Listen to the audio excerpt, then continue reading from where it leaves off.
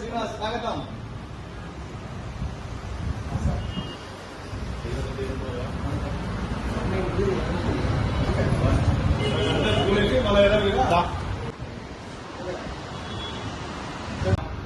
సంయుక్తంగా అంబేద్కర్ భవన్లో 275వ ఛత్రపతి శివాజీ మహారాజ్ జన్మదిన వేడుకలు అంగరంగ వైభవంగా జరుపుకోవడం జరుగుతుంది.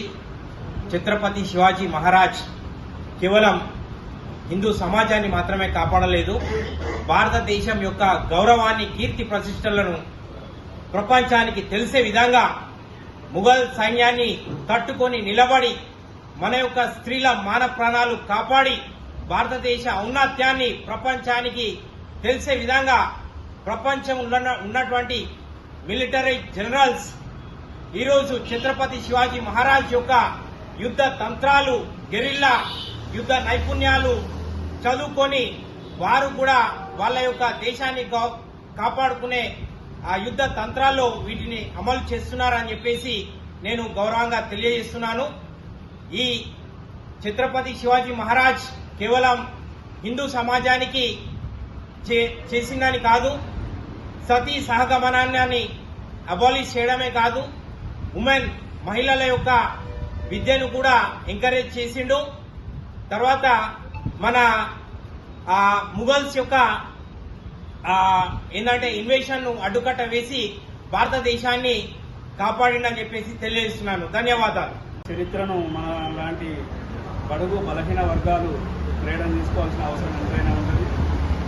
శివనగరిలో తాను పుట్టినప్పుడు విదేశీ పాలకులు రాజ్యం నడుస్తున్న క్రమంలో తల్లి విజయబాయి భారత రామాయణ మహాగాథలు వినిపించి ఛత్రపతి శివాజీ లోపట జాతీయోద్యమ భావజాలాన్ని రేపించి తల్లి తనకు దేశభక్తి భావాలు, స్వీయ ప్రేరణ భావాలు, స్వాభిమానం ఉగ్గుపాలతో రంగరించి జియాబాయి ఒక మహోన్నత వ్యక్తిత్వాన్ని శివాజీ మహారాజుకు తన ఉగ్గుపాల ద్వారా నేర్పించడం ద్వారా శివాజీ మహారాజు చిన్నతనంలోనే మొఘలాయులపై తను దండయాత్ర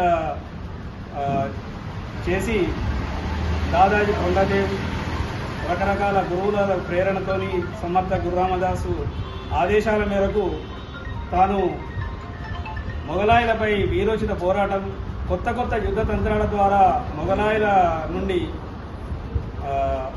భారతదేశంలో మరాఠా రాజ్యాన్ని విముక్తి చేసి తాను 9 మంది బ్రాహ్మణులతోని ఛత్రపతి శివాజీగా తన పట్టాభిషేక్తుడై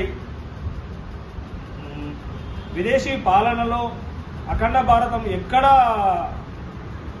తన విదేశీ పాలనలకు లోబడకుండా తన హిందూ సామ్రాజ్యాన్ని ఏర్పరిచి మొఘలాయుల వెన్ను విరిచి తన జీవితకాలం అంతా స్వాభిమానం కోసం, స్వాతంత్ర్యం కోసం పోరాడిన శివాజీ మహారాజు జయంత్యుత్సవాలు జరుపుకోవడం మనకు ఎంతో గర్వకారణం. దాన్ని ప్రేరణ తీసుకొని మనము మన జాతి అభివృద్ధి కోసం, మన భారతదేశ అభివృద్ధి కోసం మనం పాటుపడతామని శివాజీ గారిని మరొకసారి స్మరించుకుంటూ ఈ అవకాశం ఇచ్చిన పెద్దలందరికీ ధన్యవాదాలు తెలియజేస్తూ ముగిస్తున్నాను.